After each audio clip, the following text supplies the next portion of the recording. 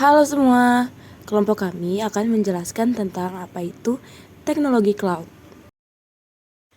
Oh iya, kelompok kami terdiri dari 5 orang.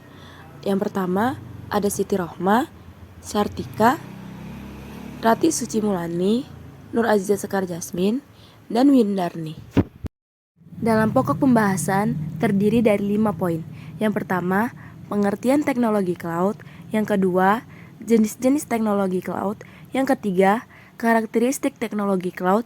Yang keempat, kelebihan dan kekurangan teknologi cloud. Dan yang terakhir, studi kasus dari teknologi cloud. Pengertian teknologi cloud adalah cara untuk mengakses sumber daya komputasi seperti server, penyimpanan, database, jaringan, perangkat lunak, analisis, dan kecerdasan melalui internet dengan model bayar sesuai penggunaan. Pengguna cloud tidak perlu memiliki atau mengelola infrastruktur fisiknya sendiri. Jenis-jenis layanan cloud itu terbagi menjadi 3. Yang pertama, infrastruktur as a service yang dapat menyediakan infrastruktur dasar seperti server, penyimpanan, dan jaringan. Infrastruktur ini cocok untuk pengguna yang ingin kontrol penuh atas infrastruktur mereka. Yang kedua, platform as a service yang dapat menyediakan platform untuk mengembangkan, menguji, dan menyebar aplikasi. Platform ini cocok untuk pengguna yang ingin fokus pada pengembangan aplikasi tanpa perlu mengelola infrastruktur, seperti platform pengembangan aplikasi, database, atau alat analitik.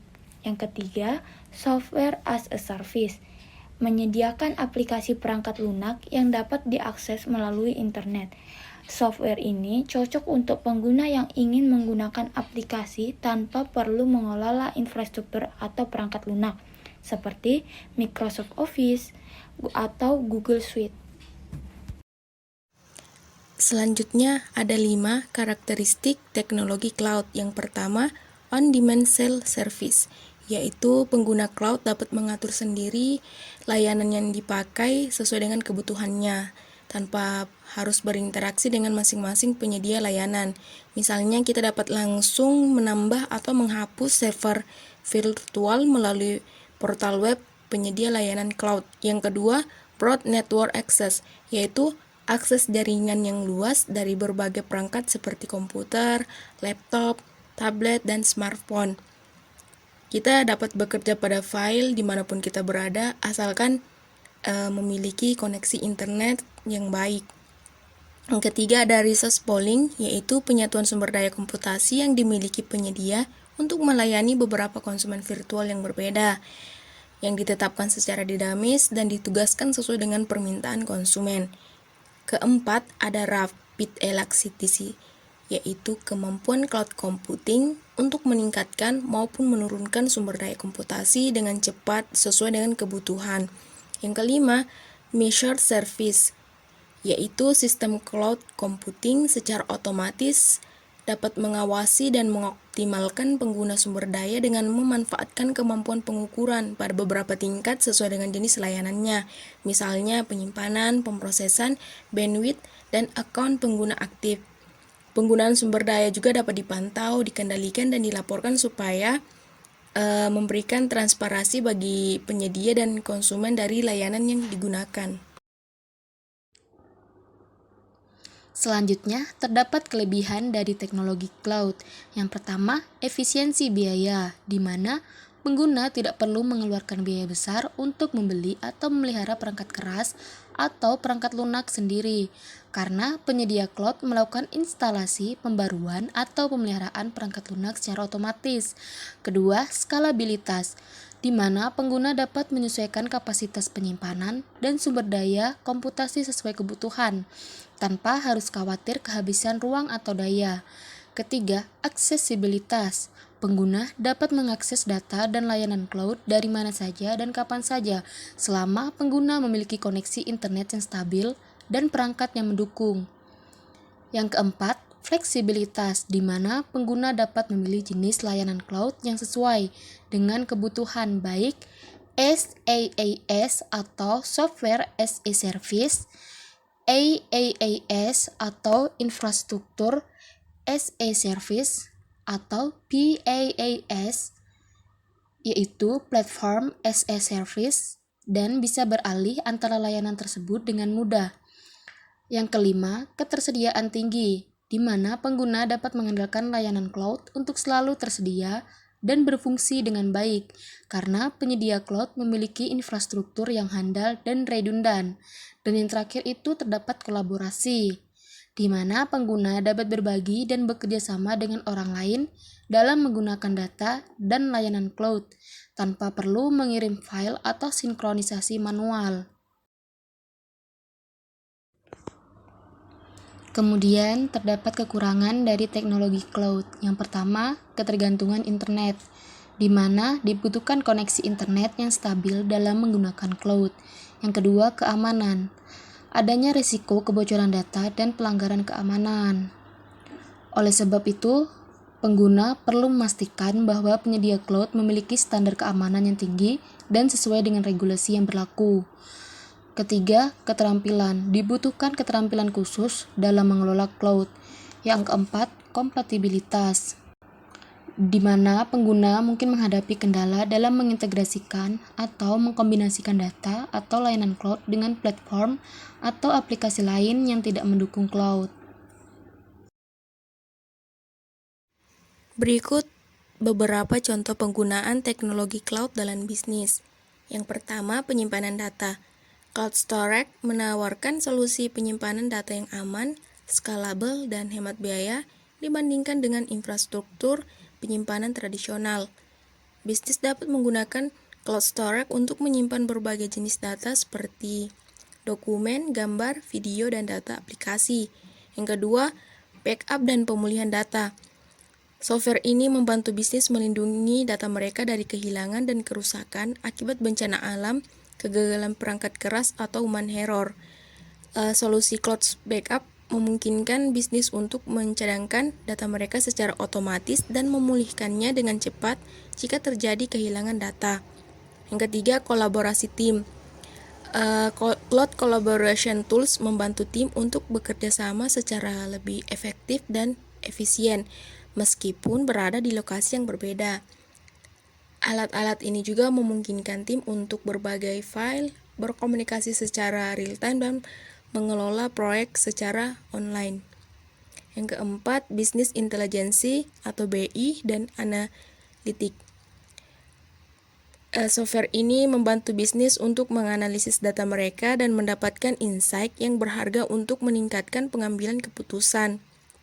Alat-alat ini juga memungkinkan bisnis untuk mengakses data dari berbagai sumber, membersihkan dan memproses data, serta memvisualisasikan data dalam bentuk laporan maupun dashboard.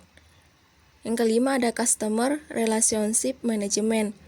Software ini membantu bisnis untuk mengelola hubungan dengan pelanggan mereka dengan lebih efektif. Software ini juga memungkinkan bisnis untuk menyimpan informasi kontak pelanggan, melacak interaksi dengan pelanggan, dan mengelola peluang penjualan. Keenam, Enterprise Resource Planning. Software ini membantu bisnis untuk mengelola berbagai proses bisnis seperti keuangan, akuntansi, manufaktur, serta rantai pasokan. Software ini juga memungkinkan bisnis untuk mengintegrasikan data dan proses dari berbagai departemen dan meningkatkan efisiensi operasi. Yang terakhir, yaitu Artificial Intelligence atau AI dan Machine Learning atau ML.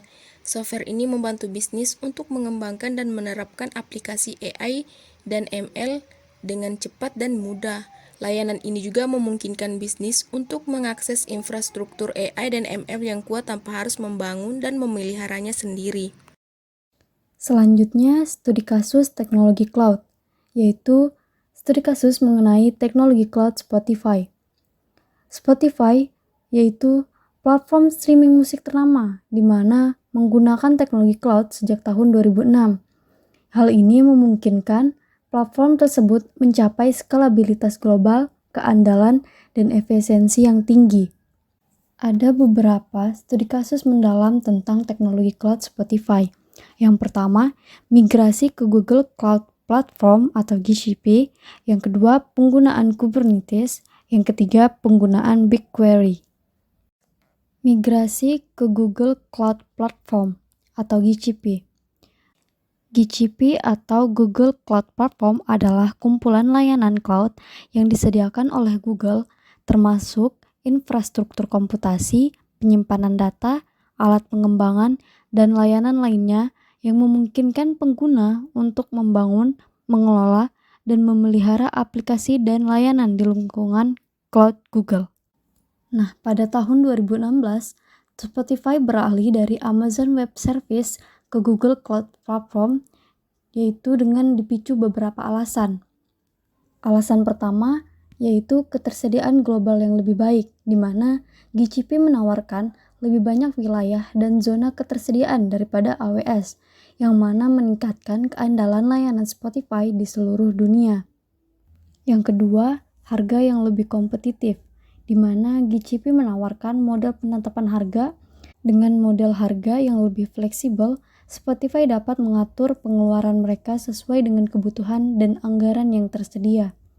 Dan yang ketiga, teknologi yang lebih inovatif, di mana GCP menyediakan layanan-layanan inovatif seperti Kubernetes dan BigQuery, di mana layanan ini membantu Spotify meningkatkan skalabilitas dan efisiensi operasional mereka.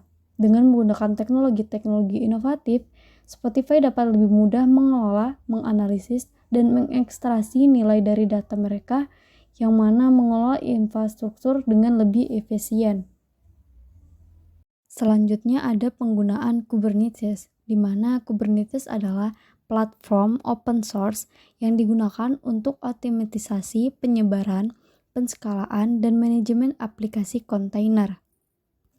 Spotify menggunakan Kubernetes dalam platform orkestrasi kontainer untuk mengelola dan menskalakan aplikasinya di GCP. Dengan Kubernetes, Spotify dapat meningkatkan skalabilitas, meningkatkan efisiensi, dan yang terakhir meningkatkan keandalan Kubernetes. Pada peningkatan skalabilitas, yang mana dengan mudah menambah atau menghapus kontainer sesuai permintaan, Spotify dapat menangani lonjakan lalu lintas dengan lancar. Ini berarti ketika ada peningkatan tiba-tiba dalam jumlah pengguna yang menggunakan layanan Spotify, Kubernetes memungkinkan aplikasi mereka untuk secara otomatis menyesuaikan diri dengan permintaan tersebut, dengan menambahkan instansi aplikasi sesuai kebutuhan, menjaga ketersediaan layanan tanpa gangguan. Peningkatan efisiensi dari Kubernetes membantu dalam optimasi penggunaan sumber daya dengan menempatkan beban kerja secara efisien di seluruh klaster. Dan yang terakhir, meningkatkan keandalan, di mana Kubernetes dilengkapi dengan fitur pemantauan dan manajemen otomatis yang memungkinkan deteksi dan pemulihan otomatis terhadap kegagalan yang mungkin terjadi pada aplikasi atau infrastruktur. Dengan demikian, Kubernetes membantu meningkatkan keandalan aplikasi Spotify dengan mempercepat waktu deteksi dan memperbaiki gangguan, sehingga mengurangi dampaknya terhadap pengguna akhir.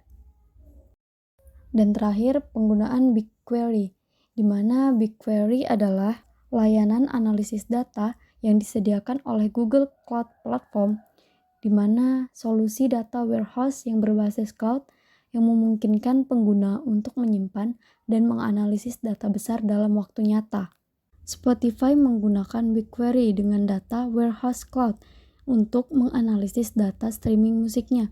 Dengan BigQuery, Spotify dapat mendapatkan wawasan yang lebih mendalam, di mana itu menganalisis data streaming musik secara real-time untuk memahami perilaku pengguna dan tren musik dengan lebih baik.